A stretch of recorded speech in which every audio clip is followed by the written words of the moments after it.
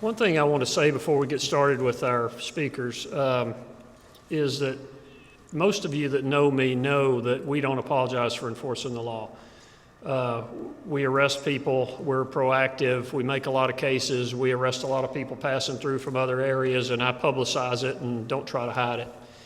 And I'm proud of that, don't have a problem with it. The other side of that, though, is if we're going to be proactive and enforce the law and go and arrest drug traffickers and take a stand, we also need to take a stand for people that need help. I think we need to put equal effort into helping people that want to help themselves and that need help. We're not going to beat the drug. Look, I've been doing this. I started in Atlanta in 1988. We've been arresting people for selling drugs forever. We can take off the biggest load of cocaine in North America and all get our pictures made with it and be in the paper tomorrow. There's no papers anymore, but you know what I mean. And nobody in Colombia at the cocaine factory cares because they produce 12,000 kilos a week. It's like a case of Cokes falling off a Coke truck. Nobody cares. Coca-Cola truck, not Coke. But it's no different. Let's go with Pepsi. It's like a case of Pepsi's falling off a Pepsi truck. They don't care. The cartels don't care. We think we've done something. We've done nothing. Where we have to make our efforts count is with curbing America's appetite for drugs. And it hits all kinds. I told you about my family situation, right?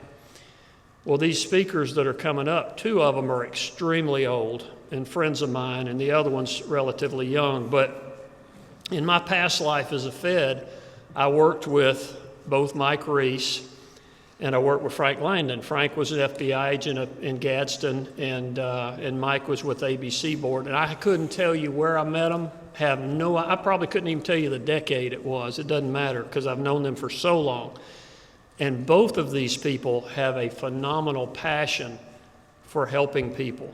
Both of these people have unquestioned integrity and morals, but something I didn't know in all those years of working with these guys, I didn't know that they had had their battles with addiction in their family. I had no idea. I was working shoulder to shoulder with these guys, going after violent drug traffickers and putting them in prison, and I didn't have a clue what they were going through. And I've thought about that because when my daughter was younger and had cerebral palsy and blind and autistic, my coworkers didn't know. And I didn't talk to them about the fact that the mother was a drug user. And I don't know that that's what caused her problems. I suspect it is. She was born at 23 weeks, about the size of a squirrel. And, I assume that's what it was. The doctors can't tell you. They can't tell you much. They sure as hell can't tell you how to raise a blind child, I promise you that. But I have no idea where I was going with that. Do you know, Frank? But seriously, yeah, you're one of the old guys. You don't remember. But seriously, the people around me didn't know that. And I had to get help. I talk at police academy classes to the young cadets, and I tell them, if you need help, get help. Nobody's strong enough to deal with everything we have to deal with alone. And all of you, most everybody in here, I know is dealing with something. So these 3 guys I think the world of. I don't know John very well yet. I know John's dad, but we're going to start off with Mike Reese. Mike was with the ABC board he's been with them 78 years, I think. That's about right, Mike? But I'm kidding. Mike is an authority on the different products that are sold at gas stations and addiction, and Mike's going to tell you a little bit about his story, and then Mike's going to introduce the keynote speaker, and then we're going to finish up with John. And I can't tell these guys how much I appreciate them coming down here to Calera and doing this. So come on up, Mike.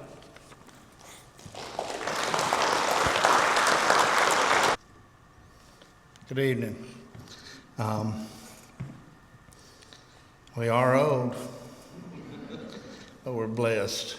My name is Mike Reese, and I had the honor, when I talked to dear friends of mine a few days ago, and he asked me if I would come, and I was coming anyway. I live in Anniston, and I'm going to tell you a couple of quick stories and all, and because I think that people deserve to know how easy it is and how hard it is. And by easy, that you can walk into a gas station and buy a little bitty bottle of something that can wreck your life forever. One little bottle that Senator Weaver and David Heisch and Paul Hayes and Angelo Delamana and people that truly care, the Attorney General's office. I know sometimes it seems like it's hopeless and all, and just a couple quick stories. In 2016, the Surgeon General of the United States came out with a very famous study, and I've been in law enforcement since 1983, and I worked as a police officer first in Anniston, and then I was an undercover agent for the state of Alabama, and that's what I did for a living, and very proud of my career. But in 2001, we lost about 9 young people in a couple of months to a drug called Oxycontin, and that was the beginning. And in 2016, the Surgeon General of the United States of America came out with a very famous study, and this is what he said. He said, in America right now, 1 in 7 people are going to suffer addiction. And out of that, only 10% are ever going to get the help that they need. And at that time, he said there's 21 million people that are addicted. In 2026, 10 years later, 48.4 million Americans. In 2016, we lost 50,000 people to overdose deaths, which was the most ever in this country. And in 5 years, in 2021, it more than doubled because of fentanyl. And the people that are in here, and I know there's many people in here that have lost loved ones, and I know there's people in here that have loved ones right now that you think it's never going to get better. But there are people that are working hard, and I mean that from the bottom of my heart. But he also said something that really changed my mind about stuff. And I was a law enforcement officer, and I was one of those. If we ran across young people that was addicted to drugs, we would get in their face and we'd say, quit doing this to yourself. Look at your face.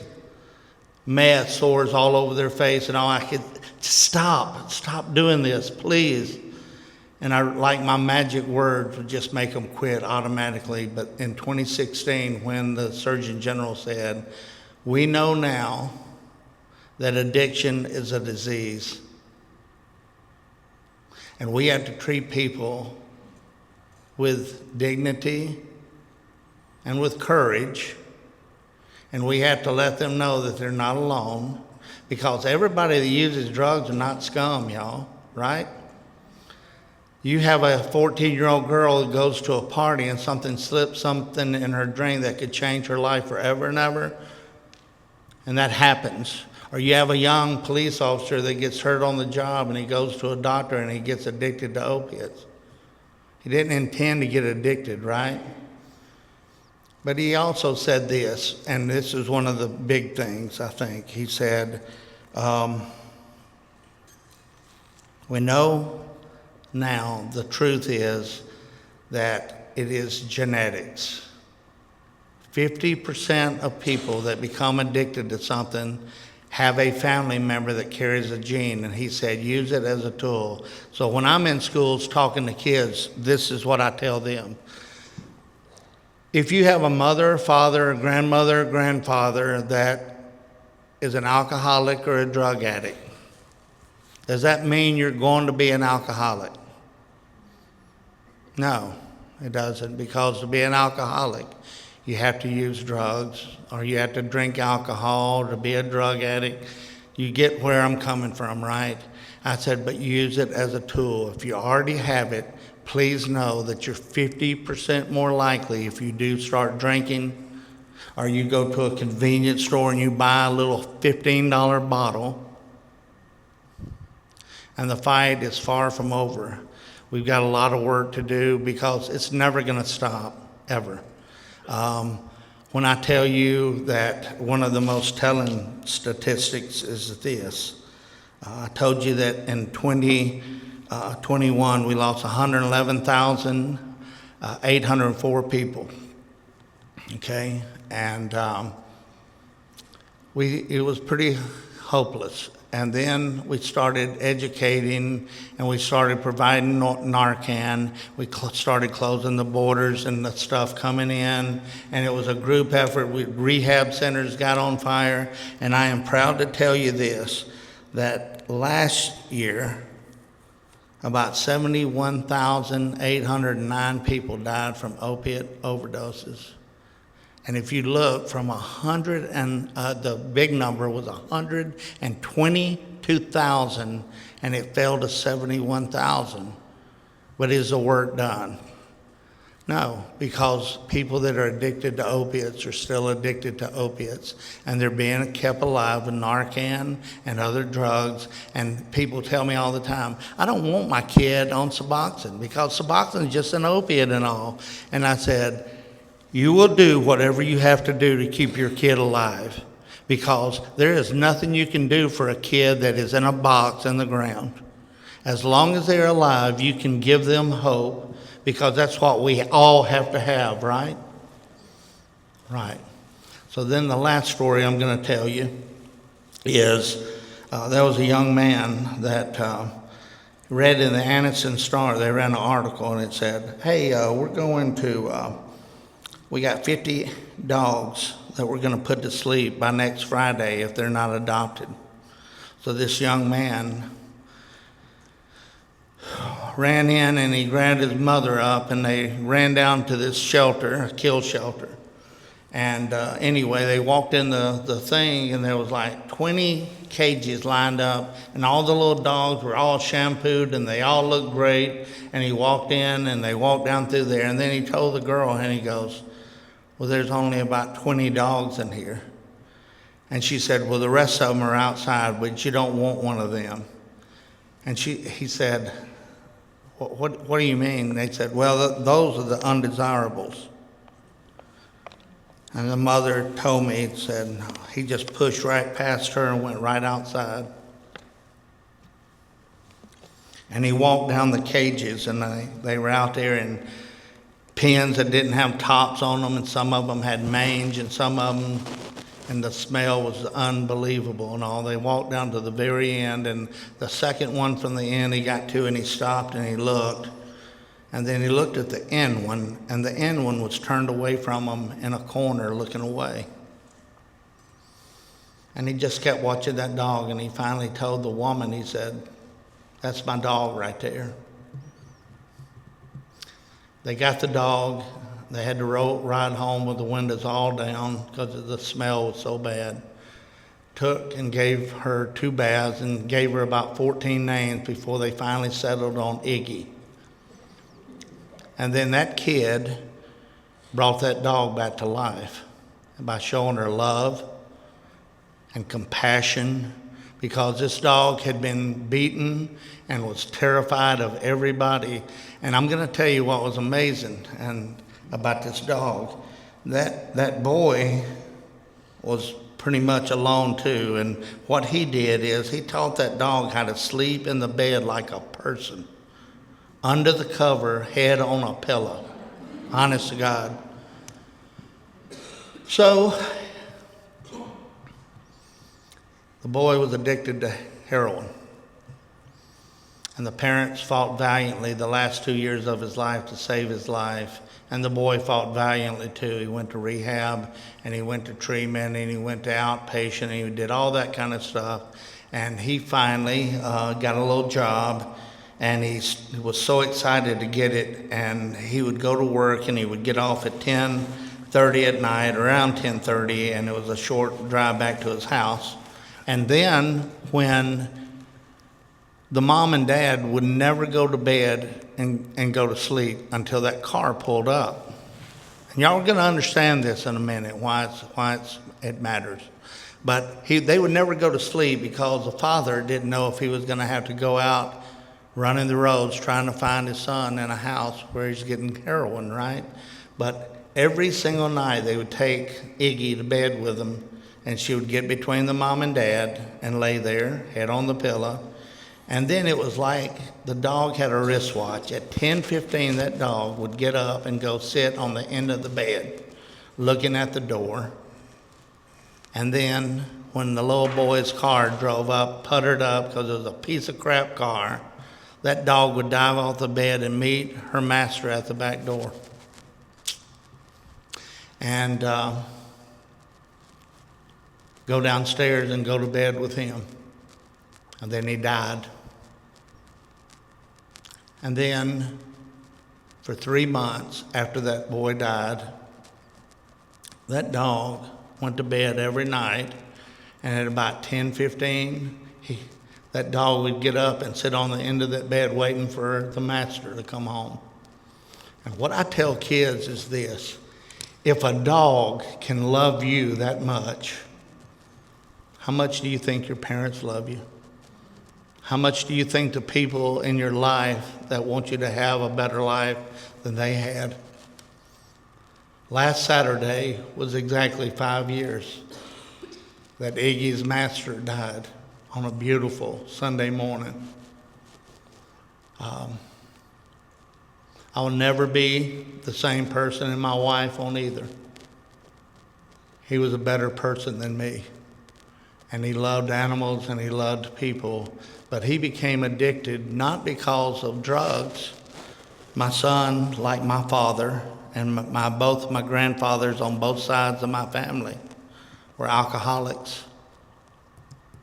And he started drinking when he was in his 20s, and he was so bad that he had a friend that came to him, and my son said, "I'm sick of being tired, and I'm sick of being sick." And he said, "I got something that'll take care of it." And my son, that was college educated, took heroin. The people in here, if there is anybody in here, please know this. Please live. Please honor the people that have gone before you and died and all, and that's what we're trying to do. By putting on education and telling kids that whatever you're going through, you're not alone. Because I tell you, when I'm in schools, there's always a kid that'll come up to me afterward and said, "I thought nobody cared about me. I didn't think anybody loved me." Can you imagine that? Now, the last thing about old Iggy, I'm going to tell y'all. She don't get up in the bed anymore because she's old like me, and she's gray like me. So I fixed her a bed right beside me at night, but she still, every time I leave my house and I go to the door like this morning, bright and early, just like these people that are traveling the state, they have 16, 17-hour days trying to get the word out, but that dog will get up and waddle down the hall, and she always kisses me goodbye. But I'm looking at a gray face now, and we all know what that means for a dog. And when she does go on, a part of me will die because that's a part of my son. The person that I'm going to introduce is the one I want to scream and shout and jump up and down about, because it's people like him that give people like me hope. Frank Langdon was a personal friend of mine, and David Heish. We've known each other a long time, and we've always been good friends and all. And when I found out that Frank Langdon's son was having a problem, we helped each other. And then when the table was turned and my son was going through his, and I called, the first person I called was Frank Langdon. And I said, "Okay, brother, tell me what to do," because that's how we don't say Frank or Mike, it's brother. That's how we address, what can we do? And he said, "Hang on, I'm going to put Jack on the phone." Now, Jack is John, right? He's coming to speak. But he got on the phone, and this is what he told me to do. He said, "Mr. Reese, this is what I would do if I was you." And he gave me great advice, because he'd been there and he'd done that. And you know what? He is still there, and he's still doing it. And when you see somebody that came from where he was to where he is now, if you have addiction in your family, it should give every one of y'all the hope that you all need. Because recovery can happen. People can live. It's not easy. It's not easy. And the courage it takes to get up and speak to people is unbelievable. But I love this young man. I'm so proud of him and what he has done and what he has accomplished in his life and where it's going to carry him. But at the same time, if you're praying, people, and I know that you are, because I am, please pray for him. Because it is never going to be over for him, y'all, because addiction is forever, and y'all know that. But please pray that God will continue to bless him and his family and his aunts and all the people that love him, because I know when he finishes, y'all love him too, just like me. I want to introduce to you who I want to be one day, Mr. John Langdon. Good. I just wanted to tell you guys that, well, let me get this thing fixed first. I just wanted to tell you guys that the Lord has delivered me from a seemingly hopeless state of mind and body. If it wasn't for Him, I would not be where I'm at today. It's Him that's allowed me to turn my shame into His glory. And I've got some important people here tonight as well. It's the first time they've actually heard my story too. My boss, Daniel, and my teammates up in Birmingham. I do mortgage loans, and in this profession, I didn't want anybody to know that I had a problem with addiction in the past. So it's super important for me to be able to go out and share my story with people. I want to say this, addiction is a disease. It's a disease that starts with a choice, right? I've got a bracelet on that says, you have a choice, decide today and walk away. I share that with grades 6 through 12 all across the state of Alabama with Mike. And it's amazing what the Lord has been able to do in my life. So I was asked to share a little bit about my experience, strength, and hope, and that's exactly what I'm going to do. So my story is a little different because my dad is an FBI agent, or was. And, it doesn't matter who your family is. It doesn't matter who your friends are. It really doesn't matter. I've got friends that have died that their parents were doctors, attorneys, etc., factory workers, homeless people. It really does not discriminate in one shape, form, or fashion. So my dad and I started a nonprofit called Whatever It Takes Addiction Prevention. And the reason that we call it that is because at one of my lowest points in life, I wrote on a dry erase board, and y'all will see that, in his living room when I was high and desperate out of my mind, I wrote, whatever it takes, I want to live. I always had that a little bit of drive left in me, and I'm so grateful that God left that inside of me, because if not, I can't count on both hands how many friends I've actually lost and walked in on, and they were blue, dead, gone. And then people that I thought were dead, and they actually come back, and then they do it again and overdose. And drugs will take you to places that you had never thought possible, and you'll see things that you never want to see again. And some of you guys can probably attest to that. Thank you guys for being here. I really appreciate it. All right. Can I get this? I'll get it working. 1 second, guys.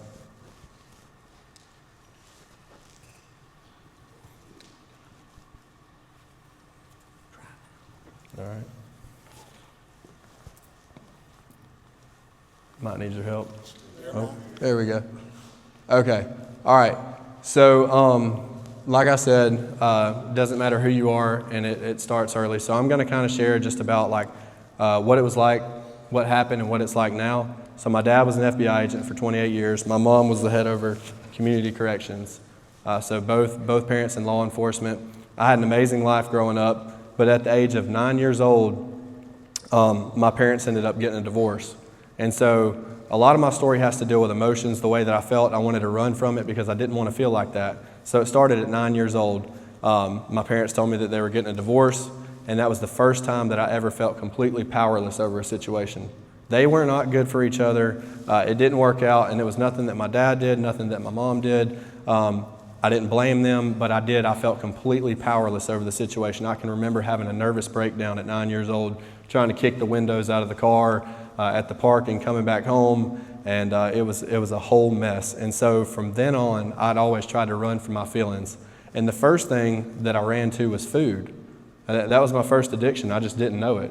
And so I put on a ton of weight back when I was, 9, 10, 11, 12 years old. I loved to play baseball, and my dad took me out to the All-Star. I played All-Stars and went around all over the state playing baseball, and that was something that I was super passionate about. But another thing about drugs is it takes you away from who you are as a person. And so it took me away from those sports, and y'all will see in some of these pictures what it's done. That was actually at the Alabama Says Summit. Mike's one of my dad's best friends, and he's one of my best friends now as well.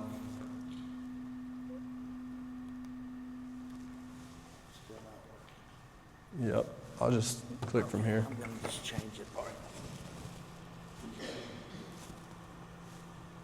All right, so there I am with my dad back when I'm 9 years old, playing sports, doing the things that I love to do. There I am around the time that they got divorced. And then I'm going to share with you guys.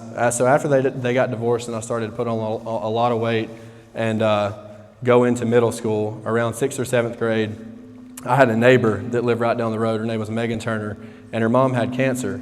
And so she ended up marrying somebody that started to smoke weed, and she was really, really, really sad all the time. I had a lot of friends that were in 7th grade and 8th grade that were smoking weed and doing things, and I said, I'd never smoke weed, I'll never drink alcohol, I'll never do those type of things, right? So the more that they came around me and started doing these things, the easier it was to say yes, right? So I ended up starting to do those things and smoke the weed and do the drugs. Yeah. Man, I'll change it for you. All right, that works. And so after I started doing that, all the decisions that I had made started to make it a lot easier to do other things. The next thing that I started doing after I got in trouble in 7th and 8th grade, my dad found out I was smoking weed. There was they kicked me off the baseball team, did all kinds of stuff. They would drug test me. A lot of other people were doing steroids. And so I was like, okay, well, this is another thing that I could do without getting drug tested, and they're not going to find out.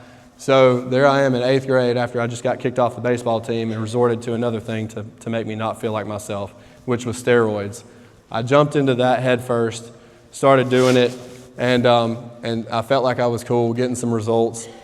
And it went from there. I started to get in a lot of trouble. My dad put me on juvenile probation, and you can click to the next slide. There I am in 10th grade, in spring break, drinking alcohol, smoking weed, doing the steroids, in and out of juvie, doing all the things that I should have never had been doing in the first place. So I rocked along, in and out. I had met a couple girls. Girls were always a bad thing for me growing up. I met one named Juliet, and that was not good for me at all. We ended up breaking up. She got kicked out of school. In 12th grade, I was able to actually join the Future Soldiers training program, and in 12th grade, I had it all together. I didn't get in trouble any that year at all whatsoever. But since I had done all those steroids and whatnot, I had problems with my chest. Like that, there was a couple of lumps that had formed behind my chest, and so the guys up at the MEPS training center said, "You got 2 lumps. You need to go get checked out." So I went and got them checked out. They said, "You've got 2 cysts you need to have removed." So I'd already been predisposed to drugs and alcohol, and at that point in time, I knew nothing about pain pills. All I knew is I had a ship date on August the 7th, and I had to go get checked out in May. And so I went and got checked out. I went on my senior week trip. I had the surgery in July, and I was supposed to leave in August. They put me on painkillers, and the military said, "You can't leave, you just now had surgery, you got to wait 6 months." So I was given 2 or 3 months worth of painkillers at that point in time, and I already had a problem, predisposed to drugs and alcohol, and then it went from there. It just went way downhill really, really, really quick. And so I was addicted to painkillers. I was doing everything I could to find ways and means to use and use more. I didn't wake up and say I wanted to be a drug addict. It just kind of happened like that. And so you can click to the next slide. There I am with my brother and my dad at graduation as well. That was right around the time I had about to have surgery. All right, and so you can go ahead and click the next slide. This next one, it happens fast. So within 6 months, I was a full-blown, drug addict, addicted to prescription pills. There was nothing I could do. I was getting them from all of the older folks around town, and I kept on doing everything I possibly could, spending hundreds of dollars a day. And that around that same time, when I graduated in 2015, 2016, is when all the pain management clinics shut down in the state of, not all of them, a majority of them where I was at shut down in the state of Alabama. And so there was no way for me to go to the older folks that were getting pain management medicine, and they had kind of fentanyl and heroin flooded into Birmingham at that point in time when they shut down those pain management clinics back in 2016. And so next thing you know,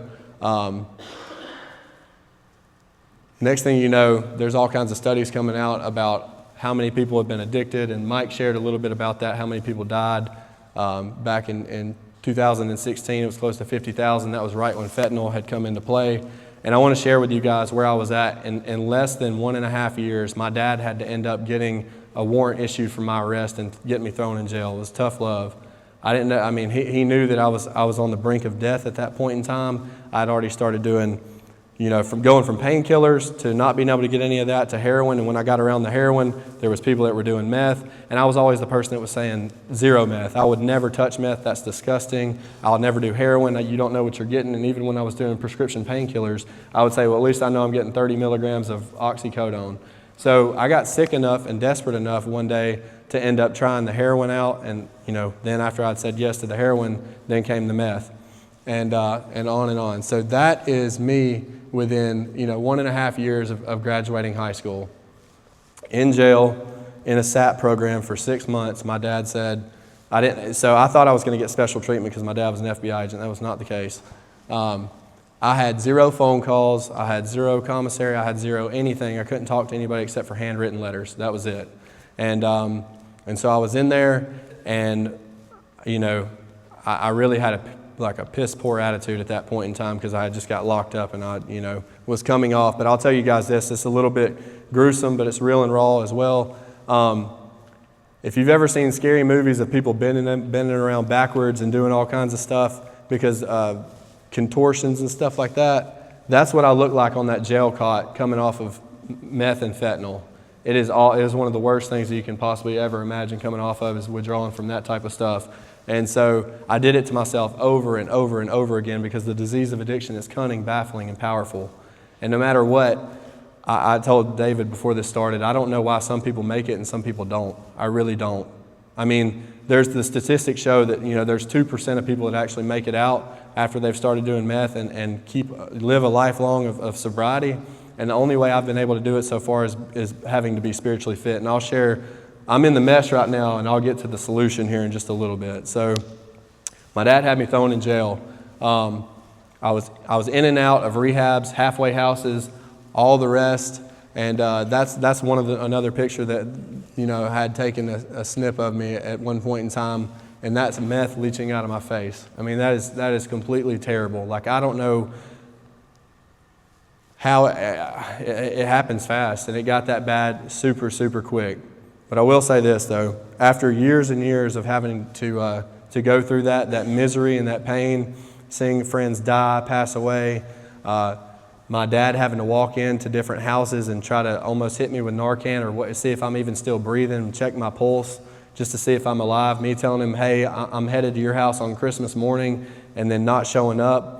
And then, my dad's a pretty well put together person emotionally, and I can remember my dad on Christmas morning when I finally did show up hours and hours later. He had already come and checked on me and said, I'd already come and checked on you, didn't even know it, you were barely breathing. And I come up to him and I was like, Dad, what is it? And he already knew I was past gone on everything that I was doing with fentanyl and heroin. And he just lost it. I remember him saying, my son's addicted to heroin and fentanyl. And there was nothing I could do. Something inside of me broke, but at the same time, just because you do drugs does not mean you're a bad person. But I'll say this, though.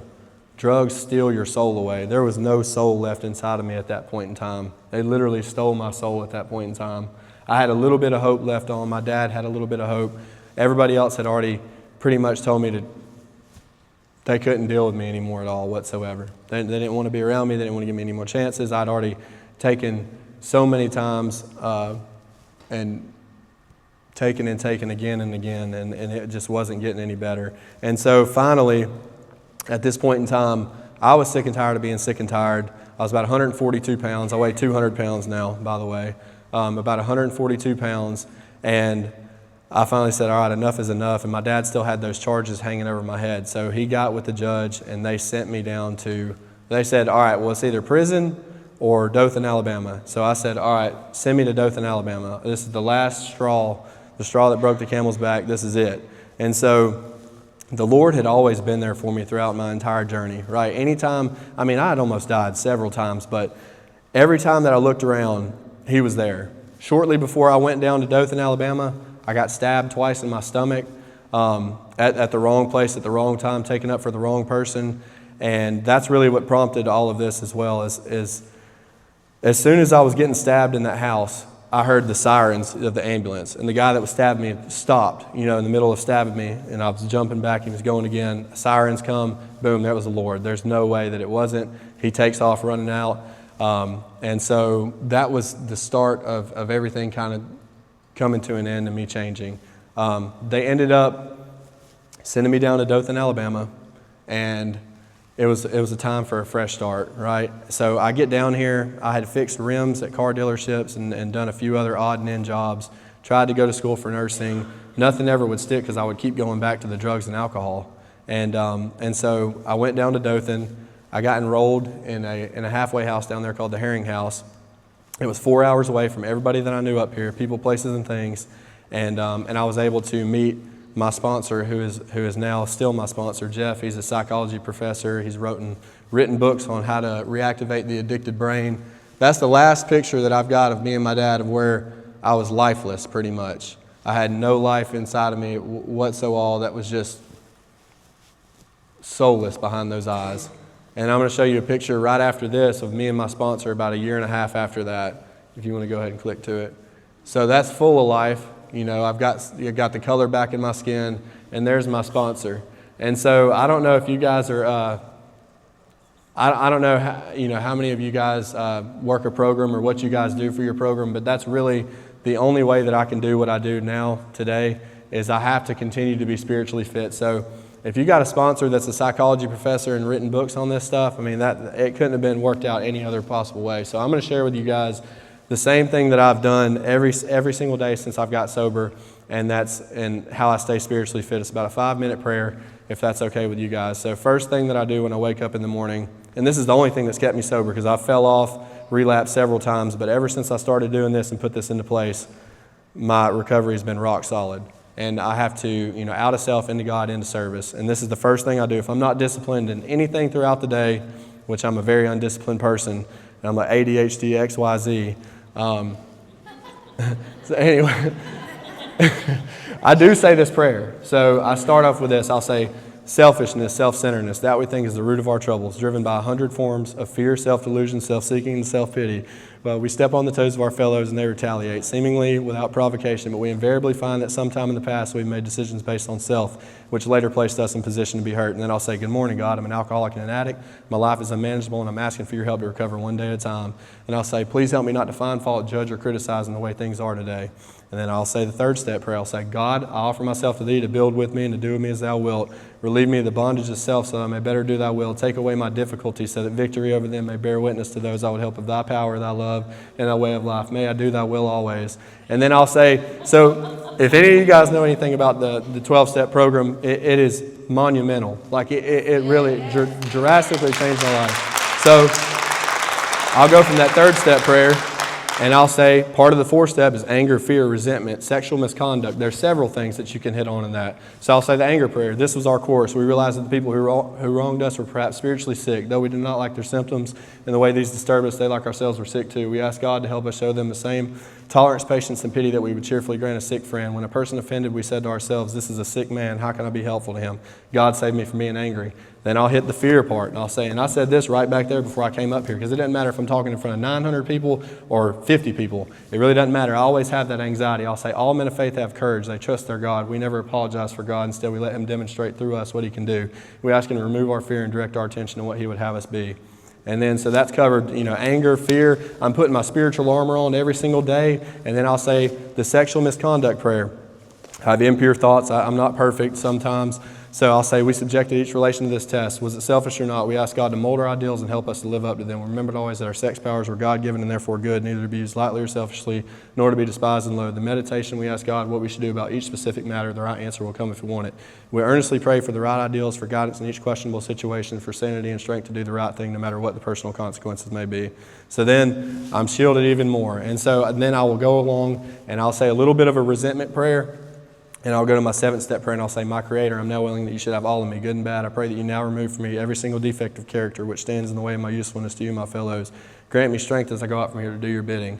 And then I will say one of the most important pieces of that, which is, it is easy to rest on our laurels and we are headed for trouble if we do, for alcohol is a subtle foe. We are not cured of alcoholism. What we really have is a daily reprieve contingent on the maintenance of our spiritual condition. Every day is a day when we must carry the vision of God's will in all of our activities. How can I best serve thee? Thy will, not mine, be done. And then, boom. And then I go about it and I have a great day, right? So if I have some bad stuff happen, it's like arrows just kind of deflecting off of me. I don't have that attitude. I do call my boss a little bit and go through some stuff that happens on the mortgage side because that's crazy enough as it is. And then at the end of the day, I'll constructively review my day. Was I selfish, dishonest, afraid? Do I owe someone an apology? There's several different things that I'll do, and I'll review how can I be better the next day. But and the book does tell you too, if you're spiritually fit, there's not a place on this earth you cannot go. Guys, I used to think that I could not go to weddings because there was alcohol there. I used to think that I couldn't go out and do anything because I'd always had those reservations. Those reservations are completely gone now. I don't think about it at all. I don't even think, there's nothing worth me losing what I have today. There's no drug, there's no mood or mind-altering substance, nothing in a gas station that they've come out with now in the last few years. This stuff is crazy nowadays. And it's killing folks, and that's what's terrible. It's so strong nowadays that when I go and share with these kids, they'll walk up to me afterwards and they'll say, my mom is, she's an alcoholic. My stepdad's drinking the Zazas or whatever they've got in the gas stations or whatever's happening, and it's just heartbreaking. And another thing is, they're pressing all of these pills with fentanyl in them, and these kids that are in high school, like if I took a Xanax in high school, which I did do a few things, obviously I shared that I was in juvenile probation and whatnot. I did a couple things that back then, and I say back then, I'm 29 years old, it's not, not that far back, but before they brought the fentanyl in, that these kids are trying one time and dying. They're pressing Xanax and dead. And so it's a lot more serious nowadays, and I think that delivering a message in prevention is super, super important because all it takes is one time. And then I feel like, thank you guys so much for doing so much now. It just took a lot to get here, to where the state and everybody was going out and doing all this to make sure that it stopped. So you can click to the next slide. I want to kind of share with what my life looks like today. Okay.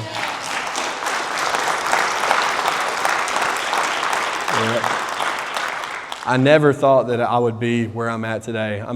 Staring, at the wall in a jail cell thinking, what has my life come to?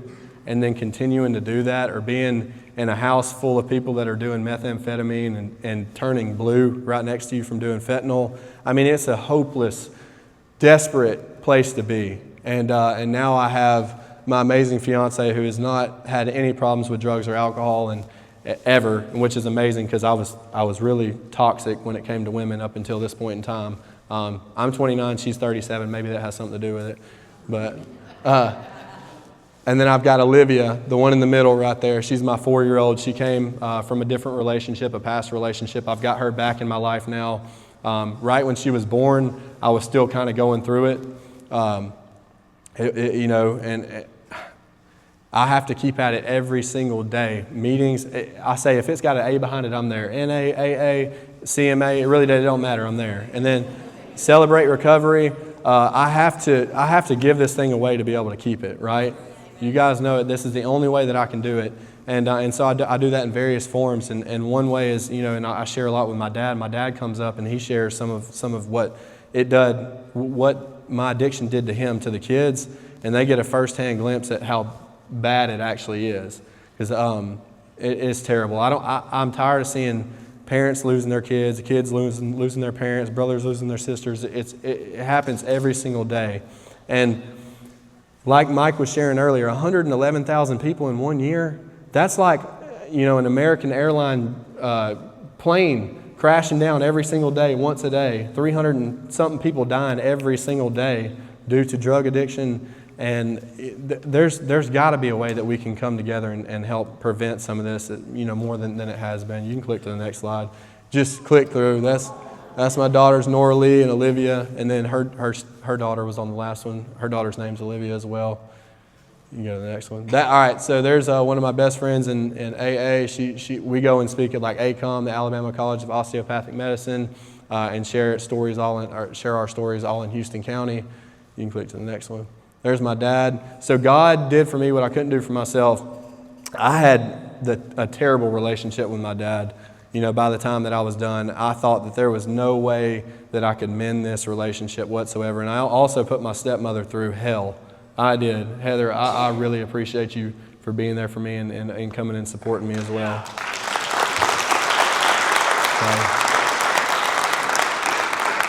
She's super shy. My dad's not. He's the complete opposite. But you can go to the next one. All right, so this is one of the most important slides of all. So getting my child into church and seeing her worship with me, that's nothing short of God right there. She sings those songs, and she sings them with her whole heart. It's amazing. You can go to the next one. All right, there's some of the stuff that I've been able to do. Some of the schools I've been able to talk to 10 to 15,000 kids in the last year or so. We've got some of our signs in different schools. I don't know if you guys do this here in Calera, but we have a 334 prevention project and a youth council. And so I got to head up the youth council and get I think it was 50 kids out of Houston County all together from different schools. And if that's something that you guys might want to do, it's very helpful for them. They earn scholarships and all kinds of stuff. We do pickleball events and tournaments and kind of just go around and speak to all the different schools. There's Mike right there with me on the right side. He helped me key it up and get it started. Yep. And I believe that's it. But thank you guys so much for having me out. I do this a little differently every single time. Sometimes I go to jails and rehabs and different facilities. Sometimes I do it for just 6th through 12th grade. Sometimes I do it like Alabama says. I have a different variety of people, but this time I really got a variety. So thank you guys for letting me share my story. I appreciate y'all so much. Thank you, bro. Really good.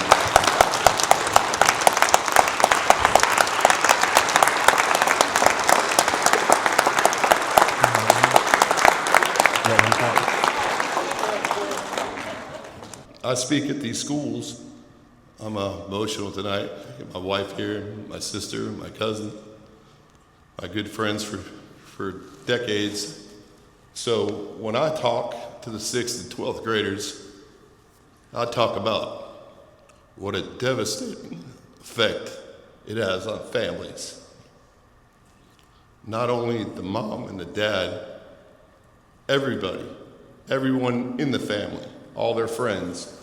So when we talk to these kids, my son, tremendous gift, divine intervention is a miracle. And when he talks to these kids, they listen. You can hear a pin drop. And then he's been doing this for 3 school years. The first 2 school years, he was telling his passionate story, talking about getting stabbed, all of that. And I told him, I said, John, you're doing a tremendous job. I said, this is awesome. Kids are listening, and we're making a difference. And I said, but you need to maybe put pictures of your worst times out there. That would be even better. And he's like, Dad, don't you know how hard it is to tell people the worst things you've ever done in your life? I can't put pictures. So I put that away. I didn't mention it again. This year, he goes all over the state. He's the leading speaker for youth substance abuse in Montgomery and other places. he has a gift. Not too many people that are 29 can speak as well as he does. He's passionate. And when he came up to Etowah County, where he went to high school, in Southside High School, this school year, he's like, Dad, I'm going to post pictures today. Oh, I said, that's great. And he's done it every time he spoke ever since. When you think about it, you know, when you're putting meth sores coming out of your face, poison, what are they all about? Their appearance. It's been like that since day one. What an effect that is on them. You know, you can tell them, hey, eating a cheeseburger may kill you when you're my age, ancient, you know, through heart disease. But you put a picture of a good-looking kid that went from that to that, you don't want to be that. So what I say is, hey, look, you know, you guys usually sit with your friends. Are you sitting with your friends? Yeah, well, look to the left and the right. You want your friend's face to look like that with poison oozing out of it? I don't. And then I'll say, hey, look, most of you guys are going to get, you know, married and have kids, and do you want your kid's face to look like that? What a hopeless and helpless feeling it is to be a dad or a family member of a person going through that.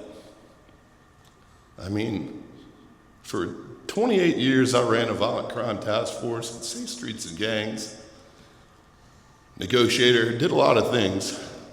A few times I had to fight for my life. I always had my friends in blue with me.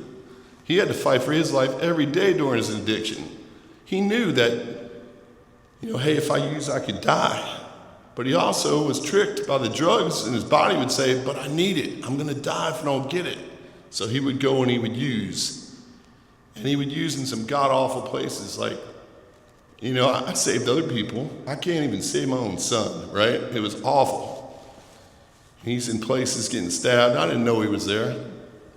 So when it finally clicked, and there, you know, God puts a lot of people in your life. Puts Mike Reese. I called Mike immediately when it first came to light. Mike, my son has an addiction problem. What do? I don't know what to do. And he helped me tremendously. I mean, yeah, you think it was awful to try to, I had to get a warrant for my kid's arrest to save him from himself. And then pray constantly. I thought my prayers were not answered, but they were. Like, he didn't die any of those times he could have died, right? And then, you know, basically, most people that have done what he did, even if they escaped that terrible addiction, they live a sober life, but they've killed all these brain cells out, and it's a sad life. It's a sober life, and it's great. Where there's life, there's hope. But he is brilliant. I mean, he amazes me, and his faith is so strong. So, you know, we have a cross on a microphone. That's our logo on our nonprofit called Whatever It Takes. Addiction prevention. I mean, he wrote on the board, whatever it takes, I want to live. That's where we got the name. But he put a cross on a microphone. And before we really went with that logo, I'm like, hey, John, that's a great logo, but do you really want to put the cross on the microphone? And I'm a religious person. I said, some schools may not want you to come if you do that. And he's like, Dad, the cross is staying on the microphone. If they don't want us to come, they don't want us to come. He's teaching me now. And it is really, it's an eye-opener. It was like, why did he even say that? But I'm tremendously proud of him. He's talking to tens of thousands of kids over the last 3 school years. He did it all on his own. He'd eat the gas and hotel and everything. Now we started our own nonprofit, and I haven't even reimbursed him for any of the mileage or anything that he does now. He's on fire and he wants to help, and it helps him. So I appreciate you guys coming, and do whatever it takes to help the people in your family, because where there's life, there's hope. And I barely hung to a shred of hope in my darkest time, but hope is powerful. So I hope that his story is not just a story of pain and misery. It is pain and misery, but it's a story of hope. And I hope that you guys got that message. So thanks again for having us tonight. one thing that just struck me while we were listening, and I was thinking about my own situation, is God finds ways to humble us. I needed humbling. I'd been in law enforcement a long time when my daughter was born, and that was God's way of humbling me. And after I was humbled, I started learning to listen to people. Those of you out here that are suffering with addiction, if I would have encountered you early in my career, probably wouldn't have paid any attention to you. If you'd have tried to talk to me, I probably wouldn't listen. I needed to be humbled. And I think we've heard some stories from these three gentlemen where they were humbled.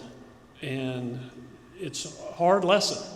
It's a hard lesson. And I don't know why, but these two ladies down here listen. I don't know what in their lives, or maybe maybe we were all born bad people and we needed it and they're good people. I don't know. But I think of all of the crime victims and the people suffering over the years that I worked in this field that I didn't try to help. I just went on to the next one to put in prison and kept score. And God knocked my feet out from under me and changed everything. So now a lot of you out here I've talked to and I listen. And I think people in positions of leadership, whether it be law enforcement or politics, should listen. And I hope you got something out of this, and I hope we can do it again. I know I did, and I'm certainly glad you came. But I would like feedback from you too. I want you to keep talking to me. If you call and I don't call you back and you get mad, keep calling. I will call you back. But I got a great staff at work, and they have a list of people they don't let get through to me, and most of them are people that work for the city. No offense, but I'm kidding. I'm kidding. But no, seriously, we need to listen. We need to listen, and we need to hear what the problems are. And we don't just need to go out and arrest people and keep score and pat ourselves on the back and take pictures. We're here to help people as well. It's just as important.